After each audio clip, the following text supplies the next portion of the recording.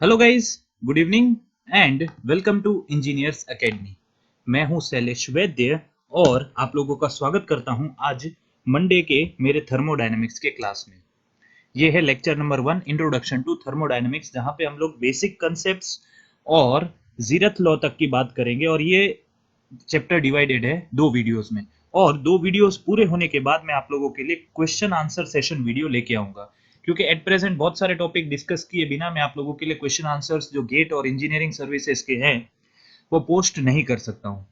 तो इस वजह से आप लोगों को थोड़ा इंतजार करना पड़ेगा क्वेश्चंस के लिए। तो सबसे पहले मेरा काम रहेगा इसमें आप लोगों का कंसेप्ट क्लियर करना। सबसे पहले तो मैं रिक्वेस्ट करूंगा कि जो जो लोग इस वीडियो में प्रेजेंट है, सबसे पहले एक बार कमेंट सेक्शन में आप लोग पी कमेंट करके बता दीजिए, जिस वजह से हम लोग आगे वीडियो को चालू रख सके। और आप लोग वीडियो के बीच में अपने डाउट्स यहाँ पे कमेंट कर सकते हैं, तो मैं आप लोगों को उसका आंसर देता रहूंगा। तो चलिए स्टार्ट करते हैं। सबसे पहले जब भी हम लोग कोई सब्जेक्ट को स्टार्ट करते हैं तो हमको ये पता होना चाहिए कि what is the meaning of that subject actually. तो यहाँ पे हम लोगों को भी यही समझना है that what is actually thermodynamics. बहुत बेसिक सी चीज है। थर्मो एक्चुअली 2 वर्ड्स का बना हुआ है। जो थर्मोडायनेमिक्स है it is actually based of 2 words. एक हो जाता है आप लोगों का थर्मो और एक हो जाता है वर्ड डायनामिक्स। तो थर्मो का जो मतलब होता है, यू कैन से इट इज हीट और रिलेटेड टू टेम्परेचर, या जिसको हम लोग बोलते हैं हॉट या फ्लो ऑफ हीट, मतलब टेम्परेचर का फ्लो।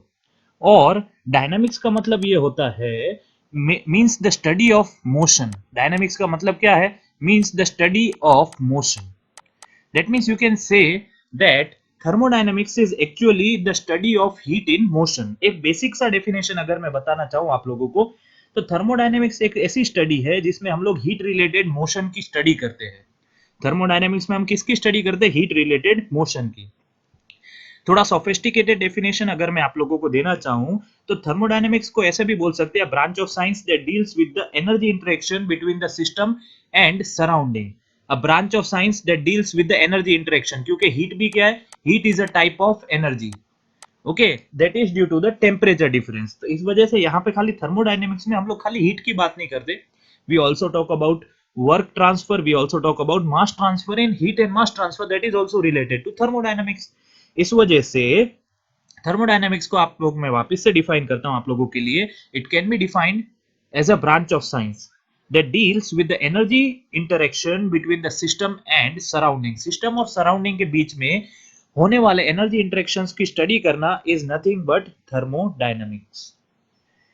थर्मोडायनेमिक्स की जब भी हम लोग बात करते हैं तो there are number of laws that are related to thermodynamics. बहुत सारे लॉज है और लॉज के साथ भी सारे सारे चैप्टर्स कनेक्टेड है।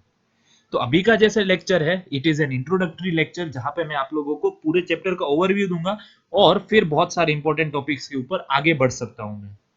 क्योंकि जब तक आप लोगों का बेसिक्स क्लियर नहीं होगा, फर्स्ट चैप्टर में से भी, इंट्रोडक्शन से भी बहुत सारे क्वेश्चंस गेट और इंजीनियरिंग सर्विसेज में आते रहते हैं, जो आज के उसमें मैं खाली कंसेप्चुअली क्लियर करवाऊंगा।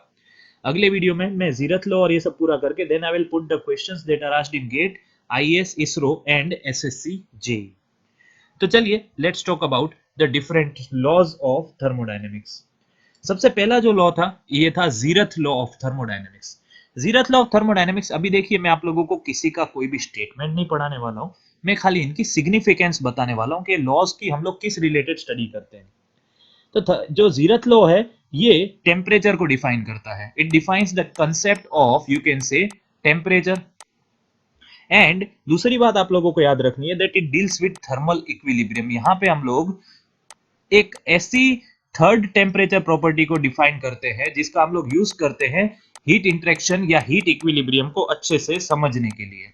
सो आप लोगों को याद रखना है that zeroth law of thermodynamics is a fundamental और the most basic law, okay, जो डिफाइन करता है टेम्परेचर प्रॉपर्टी को, कंसेप्ट ऑफ टेम्परेचर डिफाइन करता है और बात करता है अबाउट द थर्मल इक्विलिब्रियम। इतना अभी आप लोगों के लिए जानना इनफ है।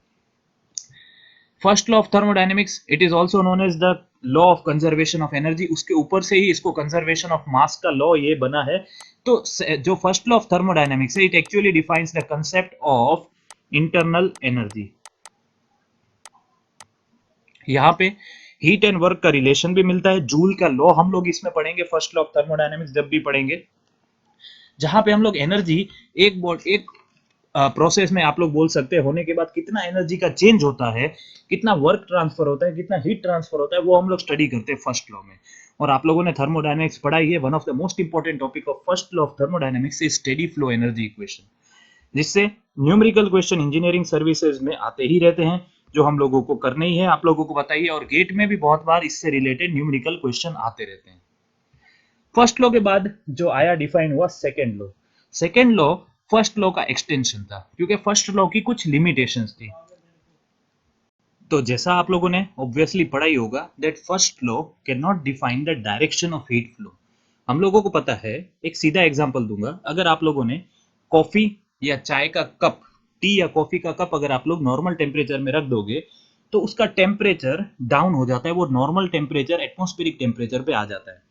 Now that means heat high temperature से लो टेम्परेचर पे तो फ्लो कर सकती है, पर इससे उल्टा एग्जांपल दें, अगर आप लोगों को पानी को आइस में कन्वर्ट करना है, मतलब वहां पे हीट को रिमूव करना है, तो उसके लिए आप लोगों को कुछ ना कुछ एक्सटर्नल वर्क देना पड़ता है, जो आप लोग समझ सकते हैं आप लोगों के रेफ्रिजरेटर्स और एसीज के साथ। That means heat can directly flow from the high temperature to low temperature, पर इससे ऑपोजिट अगर आप लोगों को करना हो, that is from low to high temperature, तो आप लोगों को कुछ ना कुछ एक्सटर्नल वर्क करना पड़ता है।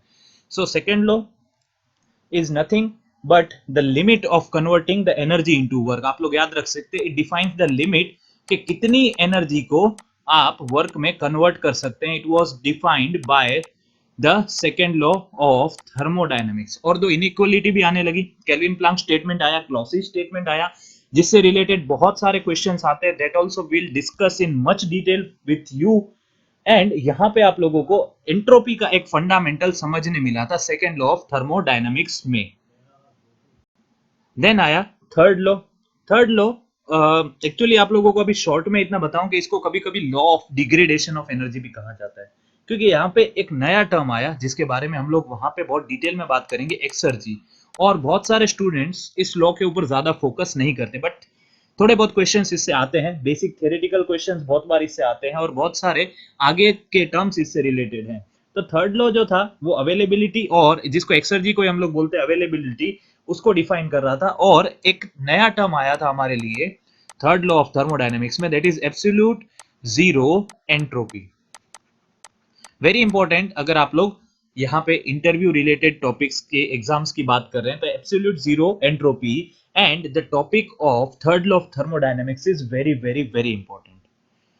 सो आई होप अभी तक मैंने आप लोगों को जो लॉज का इंट्रोडक्शन था वो बहुत अच्छे से दे दिया है, जिस वजह से आप लोगों को ये पता चल जाएगा कि मैं इन लॉज में क्या कहना चाह रहा हूँ। ये बात का आप लोगों को ध्यान रखना है कि इन लॉज में क्या कहना चाह रहा हूं। अब हम लोग आगे बढ़ सकते हैं और बात कर सकते हैं what is the approach related to thermodynamics. Thermodynamics को पढ़ने के लिए हमेशा याद रखिए दो टाइप की अप्रोच होती है। एक होती है macroscopic approach, that is a large scale और एन ओवरऑल अप्रोच, आप लोग ऐसा बोल सकते हो। And microscopic approach that is on to a molecule level और वेरी माइन्यूट लेवल। तो इसके बारे में थोड़ा बहुत बात कर लेते हैं, जितने पॉइंट्स मैं बता रहा हूं उतने ही आप लोगों को समझने हैं। First of all, the macroscopic approach, an approach in which a certain quantity of matter is considered without taking into account the events occurring at the molecular level। That means आप लोगों का molecular level पे focus नहीं है, you are taking the gross behavior of the system, then that type of approach is known as the macroscopic approach of the system।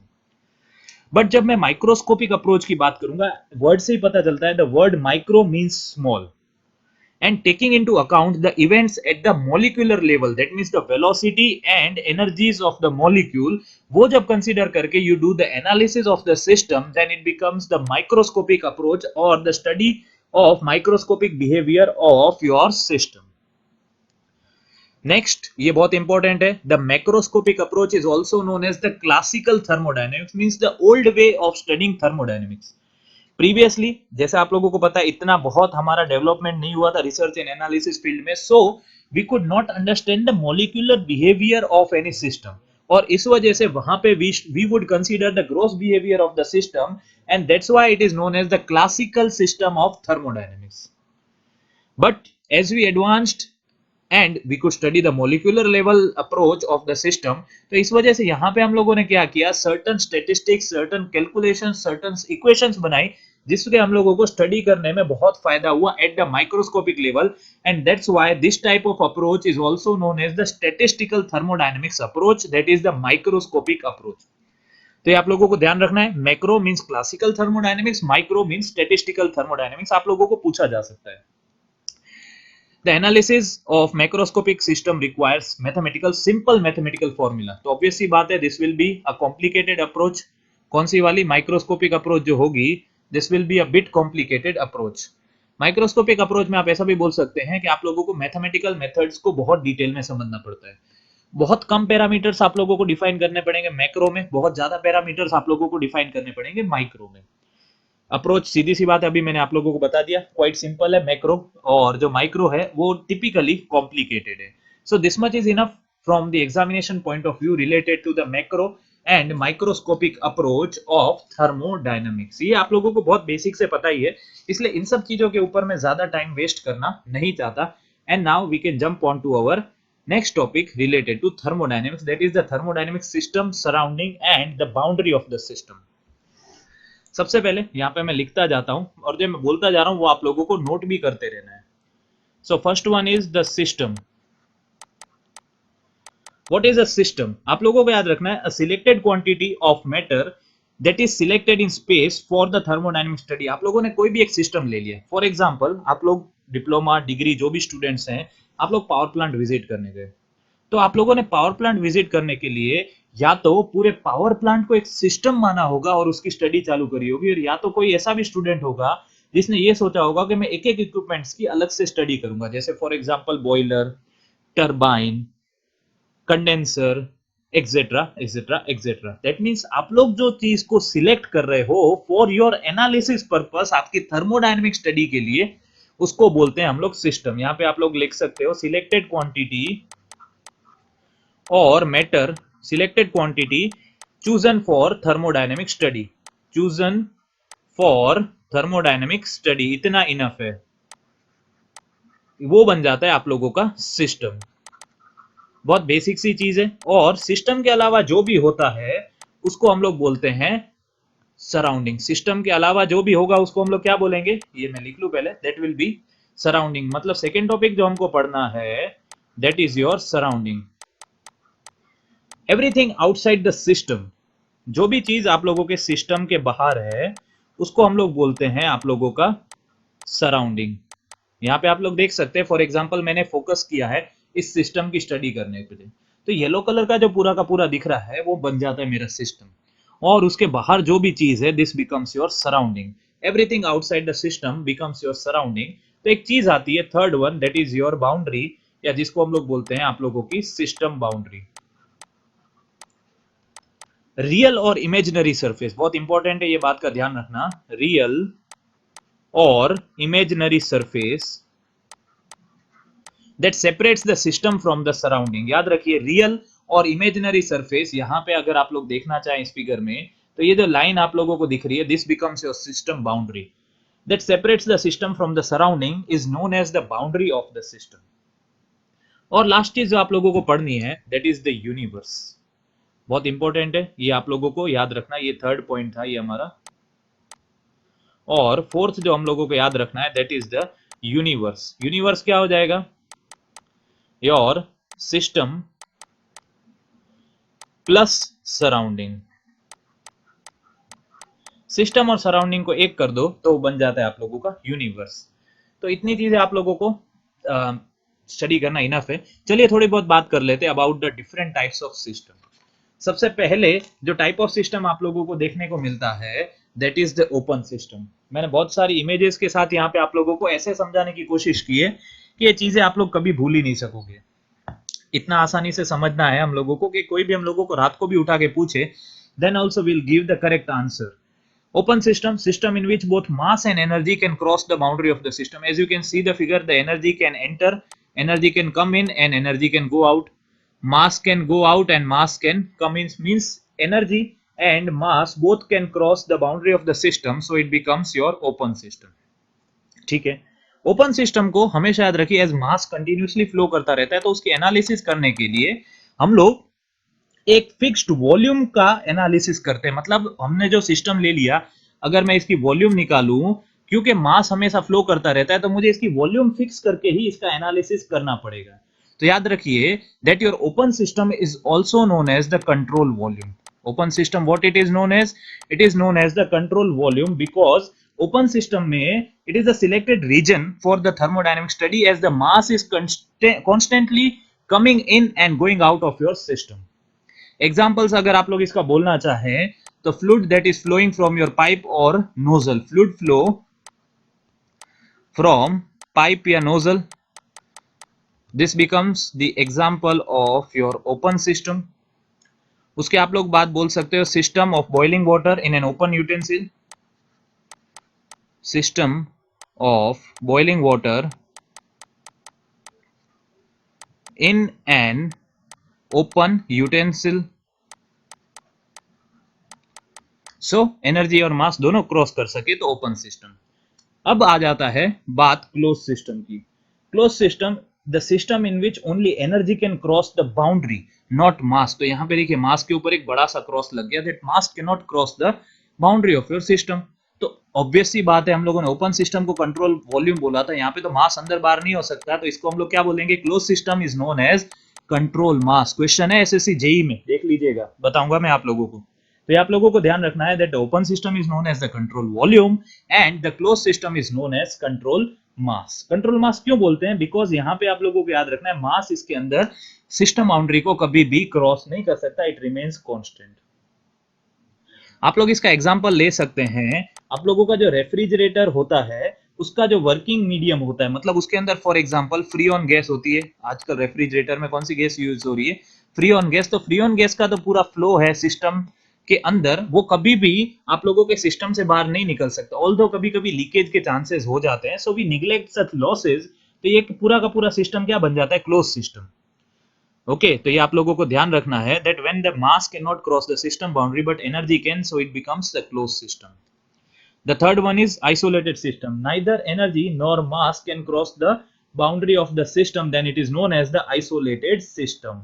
तो मास और energy अगर दोनों ही क्रॉस नहीं कर सकते तो इसको हम लोग बोलेंगे isolated system, perfectly isolated system. इसका एग्जांपल आप लोग बोल सकते हो यूनिवर्स है जिसका कोई सराउंडिंग नहीं होता है, जिसका कोई सराउंडिंग नहीं हो सकता, जो इंटरेक्ट ही नहीं करेगा, उसको हम लोग बोलेंगे आइसोलेटेड सिस्टम। हम लोग थर्मोफ्लास्क को कुछ हद तक यहाँ पे बोल सकते हैं आप लोगों का एग्जाम्पल ऑफ आइसोलेटेड सिस्टम। ये बात का आप लोगों को ध्यान रखना है। सो मैंने आप लोगों को 3 टाइप के सिस्टम बताए, आगे जाके हम लोग एक अलग से अगली वीडियो में, कल के वीडियो में बात करेंगे about the homogeneous and heterogeneous system, जिसके ऊपर से क्वेश्चंस बहुत बार आता रहता है, so it is important for you. आगे बढ़ते हैं, अब हम लोगों को बात करनी है अबाउट द डिफरेंट बाउंड्री। देखिए थोड़े टॉपिक्स में जल्दी जल्दी कवर करना चाहूंगा बिकॉज ये टॉपिक्स आप लोगों को बहुत हद तक पता ही है, तो इस पे ज्यादा टाइम वेस्ट करने से मतलब नहीं है। The first one is the fixed boundary. If the size and shape do not change during the interaction between the system and surrounding, system और सराउंडिंग के बीच में इंटरेक्शन होते समय साइज और शेप आप लोगों की बाउंड्री का चेंज नहीं हो सकता, so this becomes an example of your fixed boundary. याद रखिए मेटेलिक जो सरफेसेस होते हैं ना, वो सारे के सारे आप लोगों की फिक्स्ड बाउंड्रीज हो सकती है, आप ऐसा बोल सकते हो।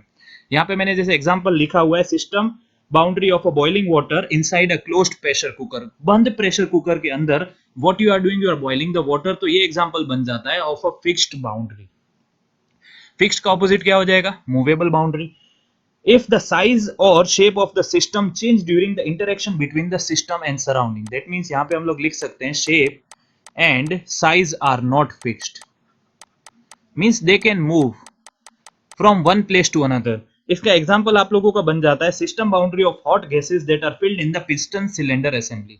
होगा क्या? ये पिस्टन अभी ये पोजीशन 1 पे है, कुछ समय बाद it will go back to this position to compress this air, आप लोग या गैस जो भी है इसके अंदर, आप लोग ये समझ सकते हैं। तो ये इसकी जो सेकेंड पोजीशन होगी, मैं रेड मार्कर से जो डॉटेड लाइन से बता रहा हूं, it will be somewhere over here. That means पहले आप लोगों का सिस्टम इतना बड़ा था, ये पूरा, अब कितना बचा? Only this much. That means the boundary, if any one of the boundary also changes, then it becomes an example of movable boundary. इसका दूसरा एग्जांपल आप लोग क्या बोल सकते हो? जैसे आप लोग रबर बलून के अंदर एयर फिल करते हो, जो बलून का बाउंड्री एक्सपांड होता रहता है और एयर निकलने के बाद वो वापस कॉन्ट्रैक्ट कर जाता है, means that is also an example of movable boundary. तो ये हो गया फिक्स्ड, फिक्स्ड का ऑपोजिट मूवेबल। अब second type real boundary. system boundary which is made up by real surface is known as real boundary. System boundary that is made up of real surface. real surface का मतलब क्या हो गया? हमेशा याद रखिए, real surface का मतलब मैं खाली इतना बता सकता हूं कि आप लोगों को याद रखिए, मेटालिक सरफेस ज्यादातर होते हैं ना, वो रियल सरफेस होते हैं। जैसे यहाँ पे आप लोगों को जो एग्जांपल दिख रहा है ये नोजल का है। देखिए रियल का ऑपोजिट भी मैं साथ में, चलिए एग्जांपल को साथ में बता देता हूँ। रियल का ऑपोजिट होता है इमेजिनरी बाउंड्री। इमेजिनरी बाउंड्री मतलब the boundary that is assumed, वहां पे थी नहीं पर हम लोगों ने हमारे एनालिसिस करने के लिए उसको अज्यूम किया by assuming an imaginary surface. हम लोगों ने ऐसे काल्पनिक सरफेस को इमेजिन कर लिया है to make our analysis simple, and that becomes an example of an imaginary boundary. कैसे समझ सकते हैं? ये आप लोगों की नोजल है। अब नोजल में यहां से मास फ्लो कर रहा है और यहां से बाहर निकल जा रहा है। ये जो बाउंड्री है ये मेटालिक सरफेस की बनी है, रियल बाउंड्री है। पर यहाँ पे हम लोगों ने इसका एनालिसिस करने के लिए ओपन सिस्टम को यहाँ से पूरा का पूरा वॉल्यूम अज्यूम कर लिया इतने सरफेसेस के बीच में, ये पॉइंट से लेके ये पॉइंट तक। सेक्शन आप लोग ऐसा बना सकते हो, you can say that this is section 1 1, and ये बन जाता है आप लोगों का सेक्शन 2 2। तो इसके बीच में अगर आप लोगों ने पूरा सरफेस का एनालिसिस करने के लिए जो ले लिया, सो अगर मैं इस बाउंड्री को नाम दे दूं ए और इस बाउंड्री को नाम दे दूं बी, तो आप लोगों की ए और बी जो हो जाती है वो बन जाती है इमेजिनरी बाउंड्री, और ये बाउंड्री को सी और डी, तो सी और डी रियल सरफेस से बनी है, इस वजह से बन जाती है रियल बाउंड्री। तो ये आप लोगों को ध्यान रखना, इमेजिनरी बाउंड्री और रियल बाउंड्री। उसके बाद आ जाती है diathermal boundary. Diathermal boundary system boundary which permits the flow of heat, मतलब heat flow is allowed, heat flow is allowed through the system boundary, तो उसको हम लोग बोलेंगे डायथर्मल बाउंड्री। इसका एग्जांपल आप लोग ले सकते हो, system boundary of boiling water and steam inside a pressure cooker. क्या होता है? प्रेशर कुकर का सरफेस गर्म होता है, वो बाहर से कंडक्शन के थ्रू हीट ले रहा है, कन्वेक्शन के थ्रू नीचे, सॉरी उसको नीचे से रेडिएशन के थ्रू हीट मिल रही है, फिर वो अंदर गर्म होता जा रहा है कंडक्शन की वजह से, और फिर वो वहां पे एनर्जी को सराउंडिंग में भी ट्रांसफर कर रहा है। वहां पे एनर्जी देखिए अंदर आ रही है प्रेशर कुकर के अंदर बाहर से। That means the boundary of the pressure cooker becomes an example of diathermal boundary. Diathermal boundary means which permits the flow of heat energy, heat flow allowed है। तो डायथर्मल का ऑपोजिट क्या हो जाएगा? Adiabatic boundary which does not permit the heat flow, heat flow is not allowed, not allowed, तो उसका example हो जाएगा डायथर्मल बाउंड्री। डायथर्मल बाउंड्री मतलब सीधी बात है, हम लोगों ने वहां पे उसको इंसुलेट किया हुआ है। जैसे आप लोगों के रेफ्रिजरेटर्स की वॉल्स जो होती है हम लोग उसको इंसुलेट करते हैं, जिस वजह से वहां पे कोल्डर टेम्परेचर की हीट, जो कूलनेस है सॉरी, वो लूज नहीं हो जाए। So these are the 6 types of boundary. Fixed का ऑपोजिट मूवेबल, रियल का ऑपोजिट इमेजिनरी, डायथर्मल का एडियाबेटिक, ये आप लोगों को ध्यान रखना है। चलिए let's talk about the properties of the system, one of the important topic. What is a property? हम लोग बहुत सारी डिटेल में बात नहीं करेंगे, पर इतना बात कर सकते हैं कि how can you define a property of system. तो कभी भी हम लोग थर्मोडायनेमिक प्रॉपर्टी की बात करते हैं, द स्टेट और the condition of a system at a particular instant. आप लोग प्रॉपर्टी को कैसे डिफाइन कर सकते हो? द स्टेट आप लोग बोल सकते हो, और कंडीशन। इसको चलिए थोड़ा अलग तरीके से डिफाइन कर देते हैं, स्टेट से हम लोग डिफाइन नहीं करते वरना आप लोग थोड़ा आगे जाके स्टेट के डेफिनेशन में कंफ्यूज हो जाएंगे। इसको आप लोगों को डिफाइन करना हो तो property is nothing but characteristic of system. Characteristic मतलब उसकी कोई भी लाक्षणिकताएं हैं, characteristic of system that defines the system, characteristic of system that actually defines the system और डिस्क्राइब्स द सिस्टम। क्या करेगा? ये सिस्टम को पूरा का पूरा डिस्क्राइब कर देगा, so that becomes the property of the system.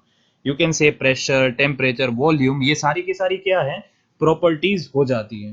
पर थर्मोडायनेमिक्स पॉइंट ऑफ व्यू से बात करूं तो हमारा बहुत सारा फोकस रहता है दो टाइप की प्रॉपर्टीज के ऊपर। One is the intensive property and the other one is the extensive property. इससे रिलेटेड क्वेश्चन हमेशा एग्जाम में देखने को मिलता है। बाकी जो भी प्रॉपर्टी है वो जैसे जैसे हम लोग लॉज पढ़ेंगे वहां पे सारी की सारी ऑब्वियसली क्लियर ही होने वाली है, इस वजह से यहाँ पे मैंने आप लोगों के लिए इसको पोस्ट नहीं किया है। तो आप लोगों को ध्यान रखना है। ये सबसे पहले थर्मोडायनेमिक पॉइंट ऑफ व्यू से अगर हम लोग बात करेंगे तो will focus on only two types of property, one is the extensive property and the other one is intensive property. सबसे पहले हम लोग बात कर लें एक्सटेंसिव प्रॉपर्टी की। The property whose value depends upon the mass of the system, dependent on the mass of the system, याद रखिए on the mass of the system, तो उसको हम लोग बोलेंगे एक्सटेंसिव प्रॉपर्टी। एक्सटेंसिव प्रॉपर्टी का सीधा मतलब है कि ये एडिटिव होती है नेचर में। एडिटिव का मतलब सीधा आप लोगों को समझाऊं कि अगर आप लोगों ने 1 kg सिस्टम की जगह बढ़ा के उसका मास कर दिया 2 kg, तो वो जो प्रॉपर्टी होगी ना, अगर उसकी वैल्यू x थी तो वो बढ़ के हो जाएगी 2x। This is what you mean by that the properties are additive in nature. बात करें इंटेंसिव प्रॉपर्टी की, the intensive properties are independent of the mass of the system. आई एन इसमें आता ही है, इंटेंसिव इंडिपेंडेंट, ऐसे ही आप लोग याद रखते हो। इंडिपेंडेंट प्रॉपर्टीज ये जो होती है ये एडिटिव नहीं होती, मतलब आप लोग सिस्टम का मास कितना भी चेंज कर दो, इनकी वैल्यू में कोई भी चेंज आने वाला नहीं है। जो मैं एग्जांपल आप लोगों को बता दे रहा हूं उतने आप लोगों को याद रखने हैं, क्योंकि एग्जाम में ये बहुत बार पूछा जाता है। और फिर एक तरीका भी बताता हूं इनको किस तरीके से याद रखना है। सबसे पहले एक्सटेंसिव की बात करें तो सबसे पहले तो मास खुद आएगा, मास के बाद आ जाएगा वॉल्यूम, एरिया, वॉल्यूम सब, लेंथ और ये सब इसमें आ जाएंगे एक्सटेंसिव में। फिर आ जाता है आप लोगों का एनर्जी, टोटल एनर्जी आप लोग बोल सकते हो, इंटरनल एनर्जी शॉर्ट में अभी आई लिख रहा हूं। उसके बाद है आप लोगों का एंथैल्पी एंड एंट्रोपी। ये सारे किसके एग्जांपल बन जाएंगे? आप लोगों की एक्सटेंसिव प्रॉपर्टी के, मतलब मास सिस्टम का आधा कर दो तो प्रॉपर्टीज भी आधी हो जाएंगी।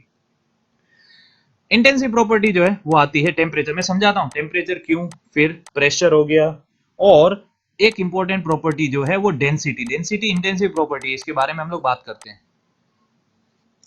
और बाकी जो प्रॉपर्टी है सारी की सारी स्पेसिफिक प्रॉपर्टीज, याद रखिए all the specific properties are your intensive property, इतना आप लोगों को ध्यान रखना है।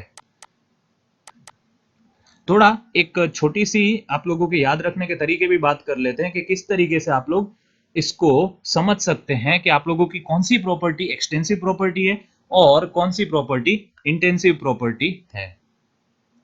तो सबसे पहले हम लोग बात करें दैट, यहां पे मैं कुछ प्रॉपर्टीज लिख देता हूं, जैसे फॉर एग्जांपल पहले लिख लेते हैं, चलिए एंथैल्पी हम लोग एच से डिनोट करते हैं, एंट्रोपी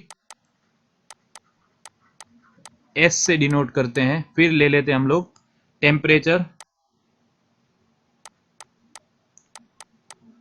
टी, और फिर ले लेते हैं फॉर एग्जांपल टेम्परेचर के बाद प्रेशर ले लेते हैं चलिए, और एक डेंसिटी जो मैंने आप लोगों को समझाने का बोला था। मान लीजिए यहाँ पे जो मास है आप लोगों का एम के जी है सिस्टम का, सिस्टम का मास हम लोगों ने ऐसा माना एम के जी, और अब आप लोग इसको हाफ कर देते हो, मतलब m/2 इधर और m/2 इधर, तो क्या प्रॉपर्टी में कुछ चेंज आएगा? हम लोग ऐसा समझते हैं। तो सबसे पहले एंथैल्पी की बात करें तो आप लोगों को अभी मैंने डिफाइन नहीं किया एंथैल्पी क्या है, पर वो क्या है, एक्सटेंसिव प्रॉपर्टी होने की वजह से एंथैल्पी भी आगे आधी हो जाएगी, क्योंकि एंथैल्पी रिलेटेड है दूसरी प्रॉपर्टी के ऊपर। वो एंथैल्पी जो होता है H is equals to U plus PV. तो यू क्या हो जाता है आप लोगों का इंटरनल एनर्जी, ये हम लोग फर्स्ट लॉ जब पढ़ेंगे तब मैं आप लोगों को बताने वाला हूं। तो एनर्जी कोई भी टाइप की होती है ना, वो वैसे ही एक्सटेंसिव प्रॉपर्टी होती है, मास के ऊपर डिपेंडेंट होती है। तो इस वजह से जो एंथैल्पी आप लोगों का वो भी आधा हो जाएगा। एंट्रोपी, एंट्रोपी तो मॉलिक्यूलर लेवल की स्टडी है, इस वजह से मॉलिक्यूल्स भी आधे हो जाएंगे, तो इस वजह से आप लोगों की एंट्रोपी भी हाफ हो जाएगी। बात करते हैं टेम्परेचर की, बहुत बेसिक सा एग्जांपल दूंगा, घर पे खाना बनता होता है। तो मान लीजिए आप लोगों का वेसल में ऐसे कढ़ाई में कुछ खाना बना हुआ है, ये खाना कुछ टेम्परेचर T°C पे है, और इसको आप लोगों ने ले लिया छोटे से बाउल में या प्लेट में, और आप लोग खाने लगे। तो नियर अबाउट टेम्परेचर लॉसेस को नेग्लेक्ट करेंगे फिर भी वो T° रहेगा। भले मैंने इसमें से एक छोटा सा हिस्सा, यू कैन से ओनली 10% भी अगर लिया, पर टेम्परेचर उतना का उतना रहता है। That means temperature does not depend upon mass of the system, वो उसको आधा कर दो, डबल कर दो, temperature will remain same. Same way pressure की बात करें तो pressure is also defined as force per unit area. Specific area में कितना फोर्स लग रहा है, इस वजह से मास से उसको कुछ लेना के देना ही नहीं है। कोई भी यूनिट पे प्रॉपर्टी होती है ना, वो कभी आधी नहीं होगी। So pressure will also not become half. And rho क्या होता है, density is equal to mass per unit volume, per unit volume में है, तो इस वजह से इसको भी जब मैं हाफ करूंगा, आप सोचिए आप लोगों ने ऑयल लिया है, अब ऑयल की क्वांटिटी आधा कर दीजिए तो क्या उसकी डेंसिटी आधी हो जाएगी? आप लोग पेट्रोल लेते हो, आप लोग लेते हो पेट्रोल 10 लीटर, 100 लीटर या 1000 लीटर, तो उसकी कोई डेंसिटी चेंज होती है? Not possible. दैट मीन्स जो जिनकी वैल्यूज हाफ नहीं होगी, आप लोग मास हाफ कर दो, वैसी प्रॉपर्टीज इंटेंसिव प्रॉपर्टी है। जिनकी प्रॉपर्टीज हाफ हो जाती है वैसी वो है एक्सटेंसिव प्रॉपर्टीज। जितने एग्जाम्पल दिए उतने आप लोग याद रख लीजिए, तो आप लोगों के लिए इनफ रहेंगे एग्जामिनेशन पॉइंट ऑफ व्यू से। टॉकिंग अबाउट नेक्स्ट, हम लोगों को जो समझना है वो है स्टेट, प्रोसेस एंड साइकिल। सबसे पहले तो मैं आप लोगों को बात करना चाहूंगा स्टेट की, कि स्टेट होता क्या है। The condition of system at an instant of time describe by it's property. मान लीजिए ये आप लोगों का जो है, मैं बोलता हूं इसको पॉइंट 1 और इसको मैं बोलता हूं पॉइंट 2। तो यहां पे आप लोगों की जो भी प्रॉपर्टी थी, प्रेशर P1 था, वॉल्यूम V1, टेम्परेचर T1 और दूसरी प्रॉपर्टीज, तो वो जो प्रॉपर्टीज सिस्टम को डिफाइन करती है, कंडीशन को डिफाइन करती है at an instant of time, वो बन जाता है स्टेट।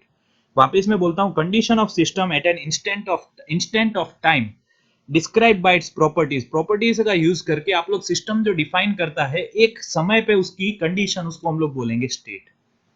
तो ये था स्टेट 1। अब यहाँ पे स्टेट 1 से स्टेट 2 गए आप लोगों की प्रॉपर्टी चेंज हो गई P2, V2 और T2। यहाँ पे आप लोगों का टेम्परेचर, प्रेशर, वॉल्यूम, सारी प्रॉपर्टीज चेंज हो गई, मतलब आप लोगों का स्टेट भी चेंज हो गया। और यहाँ पे आप लोगों ने इन प्रॉपर्टीज को जिसको डिफाइन करने के लिए यूज किया वो बन जाता है स्टेट। तो बहुत बेसिक सी चीज है। यहाँ पे आप लोग स्टेट 1 से स्टेट 2 गए। अब जब स्टेट 1 से स्टेट 2 जो गए और जो रिजल्ट मिला उसको आप लोग बोलते हो प्रोसेस। क्या बोलते हो उसको आप लोग? प्रोसेस। इसको डिफाइन करें हम लोग, तो हम लोग इसको ऐसे डिफाइन कर सकते हैं that any change that a system undergoes from one state to another। यहाँ पे प्रेशर, वॉल्यूम, टेम्परेचर में जो भी चेंज आया स्टेट 1 से स्टेट 2 में जाने की वजह से, उसको हम लोग बोलेंगे process. Any change that a system undergoes from one state to another state is called the process. ये आप लोगों को ध्यान रखना है। और थर्ड थिंग हो जाती है पाथ। पाथ मतलब आप लोग किस रास्ते से जा रहे हैं। रास्ते से जा रहे हैं मतलब क्या करूंगा, मैं इसको बहुत सारे पॉइंट्स में डिवाइड कर दूंगा। यहाँ पे प्रेशर, आप लोगों का वॉल्यूम और टेम्परेचर कितना था, यहाँ पे आप लोगों का प्रेशर, वॉल्यूम, टेम्परेचर कितना था, यहाँ पे आप लोगों का प्रेशर, वॉल्यूम, टेम्परेचर कितना था, ये सारे के सारे पॉइंट्स को जब मैं जोड़ता जाऊंगा तो मुझे जो एक वैल्यूज को मैं जोड़ता जाऊंगा तो मुझे जो चीज मिलेगी उसको मैं बोलूंगा the path of the system. Path of the system change हो सकता है अगर मैं हर पॉइंट पे जो मेरी रीडिंग है प्रॉपर्टीज की वो चेंज हो जाए। That means a series of state through which a system passes through during the process is known as the path. तो तीन चीजें हम लोगों ने पढ़ी। स्टेट क्या है? कोई भी इंस्टेंट पे सिस्टम की प्रॉपर्टीज जो उसकी कंडीशन को डिफाइन करे वो स्टेट। प्रोसेस क्या है? एक स्टेट से दूसरे स्टेट में जाने में आप लोगों ने के जो भी चेंज आया उसको हम लोग बोलेंगे प्रोसेस। और तीसरा बन जाता है आप लोगों का path. Path is the series of states through which the system passes. System पूरे के पूरे किससे पास हो रहा है, ये आप लोगों को स्टेट से, तो ये बन जाता है आप लोगों का पाथ। तो ये तीन चीज हम लोगों ने पढ़ ली, बहुत अच्छे से आप लोगों को समझ ली है। अब आ जाता है कंसेप्ट ऑफ थर्मोडायनेमिक इक्विलिब्रियम। तो बहुत सारे इक्विलिब्रियम को जब हम लोग साथ में डिफाइन करते हैं तो बन जाता है आप लोगों का थर्मल इक्विलिब्रियम। कौन से इक्विलिब्रियम? तो फर्स्ट वन जो है आप लोगों का थर्मल इक्विलिब्रियम हम लोगों को डिफाइन करना पड़ता है। थर्मल का मीन्स है temperature. If the temperature of the system does not change with the time. जैसे फॉर एग्जांपल हम लोग बोलते हैं यहाँ पे अगर ये पोजीशन पे टेम्परेचर है 90 डिग्री सेंटीग्रेड, यहाँ पे है 80, यहाँ पे है 70, यहाँ पे फिर वापस 90 है, पर यहाँ पे हर पॉइंट पे टेम्परेचर में चेंज आ रहा है, तो आप लोग बोल सकते हो this is not in thermal equilibrium. Thermal equilibrium यहाँ पे नहीं है। थर्मल इक्विलिब्रियम होने की वजह से आप लोगों को क्या होना चाहिए कि आप लोगों का जो टेम्परेचर है हर पॉइंट पे समय के साथ सेम रहना चाहिए। Same temperature at all point with respect to time. जैसे मैं बोलूं यहाँ पे 80 डिग्री सेंटीग्रेड है, यहाँ पे भी 80 डिग्री सेंटीग्रेड है, यहाँ पे भी 80 डिग्री सेंटीग्रेड है। That means if the temperature of the system does not change with the time and has same value at all the points of the system, तो हम लोग बोल सकते हैं that the system is in the thermal equilibrium, the first condition for the thermodynamic equilibrium. Second है आप लोगों का मैकेनिकल इक्विलिब्रियम। देखिए मैकेनिकल इक्विलिब्रियम कब हो सकता है? When there are no unbalanced forces, you can say zero unbalanced forces. क्या होना चाहिए वहां पे? Zero unbalanced forces. A system is in mechanical equilibrium if there is no unbalanced forces within the system or surrounding। और unbalance forces किस वजह से हो सकते हैं? मॉलिक्यूलर लेवल पे ये हो सकते हैं प्रेशर की वजह से ही। जैसे मैं बोलूं यहाँ पे आप लोगों का प्रेशर है 4 बार, यहाँ पे है 6, यहाँ पे 3, तो ये क्या हो गया? System is not in mechanical equilibrium. पर मैकेनिकल इक्विलिब्रियम में लाने का मतलब ये है कि हर पॉइंट पे आप लोगों का जो प्रेशर होगा वो सेम रहेगा। देखिए at an instant with respect to time, no unbalance forces within the system. तो ये हो जाता है आप लोगों का मैकेनिकल इक्विलिब्रियम। इसी तरह थर्ड वन है आप लोगों का केमिकल इक्विलिब्रियम। केमिकल इक्विलिब्रियम क्या होता है? When the system is in chemical equilibrium, मतलब उसका chemical composition does not change with time, और आप लोग ऐसा बोल सकते हो there is no chemical reaction. Chemical reaction नहीं होना चाहिए, तो उसको हम लोग बोलते हैं केमिकल इक्विलिब्रियम। केमिकल रिएक्शन होना ही नहीं चाहिए। यू कैन से दैट, अगर हम लोगों ने ऐसा बोला कि इसमें CO2 गैस भरी हुई है, पर यहाँ पे कहीं पे आप लोगों को जो CO2 की प्रोपोर्शनेट है ऐसा मिल रहा है कि ये दोनों इक्वली बैलेंस नहीं। यहाँ पे C अगर मान लीजिए 80% है और O2 10% है, एक एग्जांपल दे रहा हूँ, ऐसा हो नहीं सकता वैसे, पर यहाँ पे जब आप लोग इसको कंसीडर कर रहे हो तो यहाँ पे ऐसा हो जा रहा है कि CO खाली कार्बन की वैल्यू 70% हो जा रही है और O2 की वैल्यू आ रही है 30%, यहाँ पे 20 होना चाहिए था। तो इसको हम लोग बोल सकते हैं that this is not in chemical equilibrium. पर CO2 अगर 100% आप लोगों को मिक्स होके अच्छे से मिल रहा है, so you can say that it is in chemical equilibrium. Chemical equilibrium के बाद आता है फेस इक्विलिब्रियम। फेस इक्विलिब्रियम बनता है when the system is only in single phase. आप लोगों को पता है फेसेस क्या होते हैं, सॉलिड, लिक्विड एंड गैस। तो मोस्टली पहले अगर आप लोगों का सिस्टम या तो सिंगल फेज में होना चाहिए, अगर सिंगल फेज में है तो वैसे भी वो फेस इक्विलिब्रियम में है। पर अगर सिंगल फेज में नहीं है, वो टू फेज सिस्टम है, तो टू फेज सिस्टम में जो आप लोगों का जो सिस्टम है वो कांस्टेंट रहना चाहिए, मतलब उनका जो मास है वो टाइम के साथ कांस्टेंट रहना चाहिए। विथ रिस्पेक्ट टू टाइम जो है मास आप लोगों का कांस्टेंट रहना चाहिए, तो उसको हम लोग बोलेंगे फेज इक्विलिब्रियम। फिर एक लास्ट आ जाता है इलेक्ट्रिकल इक्विलिब्रियम, जिसको हम लोग बोल सकते हैं कि आप लोगों का जो पोटेंशियल जो होता है, इलेक्ट्रिकल पोटेंशियल मतलब वोल्टेज जो है वो पूरे सिस्टम में कांस्टेंट रहने चाहिए। तो ये थे 5 equilibrium: thermal, mechanical, chemical, phase and electrical equilibrium. इन सबको हम लोग जोड़ दें तो हम लोगों को मिल जाता है आप लोगों का थर्मोडायनेमिक इक्विलिब्रियम। थर्मोडायनेमिक इक्विलिब्रियम को भी डिफाइन कर दें हम लोग, बहुत अच्छा से डेफिनेशन में आप लोगों को दे रहा हूं जो आप लोगों को याद रख लेना है खाली। A system is said to be in thermodynamic equilibrium if the value of the properties is same, all the properties जितनी यहाँ पे दी हुई है, temperature, pressure, homogeneity, phase equilibrium, electrical equilibrium is same at all the point inside the system, so the system can be called in thermodynamic equilibrium। Equilibrium के बाद जल्दी से हम लोग कुछ प्रोसेसेस की बात कर सकते हैं, जिसमें सबसे पहला जो प्रोसेस है आप लोगों का कॉसी-स्टैटिक प्रोसेस है। कॉसी-स्टैटिक प्रोसेस एक आइडियल प्रोसेस है जिसको हम लोग कभी-कभी कॉसी इक्विलिब्रियम प्रोसेस भी बोलते हैं। हम लोगों को इसको पढ़ना बहुत जरूरी हो जाता है, क्योंकि इसको समझ के, ये एक्चुअली नेचर में पॉसिबल नहीं है, पर इसको समझ के हम लोग नेचर के बहुत सारे प्रोसेसेस का एनालिसिस अच्छे से कर सकते हैं। तो ये बात को आप लोगों को ध्यान रखना है। तो इसके बारे में चलिए बात करते हैं हम लोगों को। हमेशा याद रखिए, सबसे पहले तो मैं इसको डिफाइन कर देता हूं। When the process occurs in such a way that the system remains very close to the equilibrium state all the time, then the process is known as quasi-static process। Process इस तरीके से हो रहा है कि आप लोग इक्विलिब्रियम स्टेट से हटते ही नहीं है। इक्विलिब्रियम स्टेट से नहीं हटना, देखिए मैंने आप लोगों को हर चीज कनेक्ट करके पढ़ा रहा हूं। सबसे पहले मैंने आप लोगों को इक्विलिब्रियम पढ़ाया। इक्विलिब्रियम का मतलब है कि आप लोगों की जो प्रॉपर्टीज है वो कांस्टेंट रहनी जरूरी है। प्रॉपर्टी कांस्टेंट नहीं रहेगी मतलब आप लोग गड़बड़ करते रहोगे। तो यहाँ पे अभी ग्राफ को थोड़ी देर के लिए भूल जाइए। ग्राफ अभी ये कॉसी-स्टैटिक का है, हम लोगों को ग्राफ को नहीं पढ़ना, ये फिगर को देखना है जो मैंने यहाँ पे आप लोगों के लिए फिगर डाला हुआ है। मान लीजिए ये आप लोगों का एक असेंबली है पिस्टन सिलेंडर का, जिसके अंदर आप लोगों ने रखा हुआ है एक वेट W और अंदर भरी हुई है गैस। तो जैसे आप लोग इसको हीट एनर्जी नीचे से प्रोवाइड कर रहे हो, इसको गर्म कर रहे हो, तो यहाँ पे होगा क्या, दैट हीटिंग की वजह से ये एक्सपांड होने लगेगा और पिस्टन को धक्का लगेगा ऊपर की तरफ जाने के लिए। Piston will move towards the upside. और वो कब मूव करने लगेगा, जब मैं मान लेता हूं इंटरनल प्रेशर जो है PI, जब आप लोगों का इंटरनल प्रेशर जो है वो PI जो है वो वेट से ज्यादा हो जाएगा, तब सडनली आप लोगों का जो पिस्टन है वो ऊपर की तरफ मूवमेंट करना चालू कर देगा। और ये मूवमेंट जो होगी ये इतनी फास्ट होगी कि यहाँ पे अगर देखा जाए तो हर पॉइंट पे आप लोग प्रेशर का अंदाजा ही नहीं लगा पाओगे कि किस तरीके से चेंज हो रहा है। क्यों नहीं अंदाजा लगा पाओगे? फॉर एग्जांपल मान लीजिए अभी नॉर्मल कंडीशन में प्रेशर है आप लोगों का 2 बार, और आप लोगों को इसको एक्सपांड होने की वजह से कितना अचीव हो पा रहा है आप लोग हर एक इंस्टेंट पे पता नहीं लगा पाएंगे। मतलब आप लोग बोल ही नहीं सकते कि ये किस रास्ते से आप लोगों का पास करके गया है सिस्टम। पर इसके बजाय ये बहुत फास्ट मूवमेंट थी। दैट मींस जो फास्ट प्रोसेस होते हैं, याद रखिए